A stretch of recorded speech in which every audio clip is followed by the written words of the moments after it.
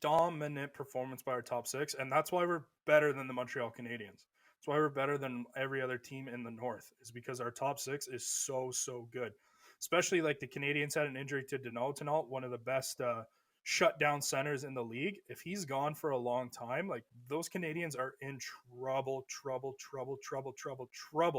trying to stop Austin Matthews and John Tavares lines.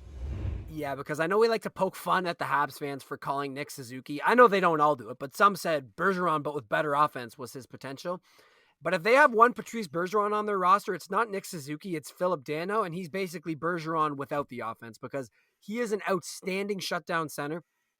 That Gallagher, Tatar, Dano line has consistently been able to play against other top lines, and they've played them tough. They end up with the higher percent of chances, the higher percent of even goals, and that's just a really solid top line that can play against others, even though they don't really have those flashy players. So if they're missing him, it's going to be interesting to see how long that injury keeps him out, because it didn't look too serious. His last shift, I saw a video of it. He didn't really seem to be laboring too hard. So you hope for his sake that he is able to come back soon.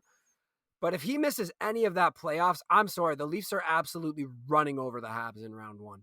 Especially when you think of Brendan Gallagher, who, like you said, on that line, that genuinely is one of the best lines of hockey when it comes to expected goals, possession.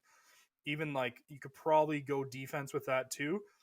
But if they're missing Deneau, that's a huge miss out of the Montreal team. And then Gallagher coming back off a wrist injury.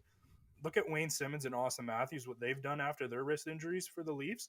Like they come back slow in a shell of themselves, and it takes them a couple weeks to get going. If Gallagher doesn't come back at 100%, which I mean, he obviously could. Who knows like how this injury heals or what happens.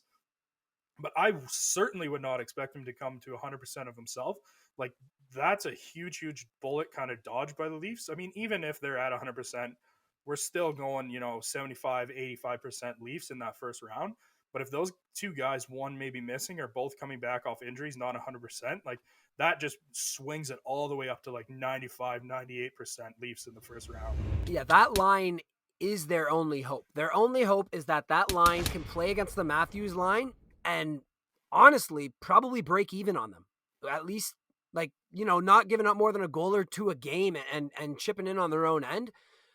That line that's their best asset as a team, is that first line that's able to play with other lines. They're very similar to that MacArthur, Grabowski, Kuhlman line from back in the day, where they just controlled play so well. 360, maybe 70-point guys if they're lucky, but they can just control play. And yeah, if they're not at 100%, if they're even clicking at 80% of their normal ability, I'm sorry, they are washed. Like you look at Tatar tonight, he didn't have Gallagher or Dano with him for most of the game. 16% expected goals tonight, so he looked a little bit rusty without his running mates there.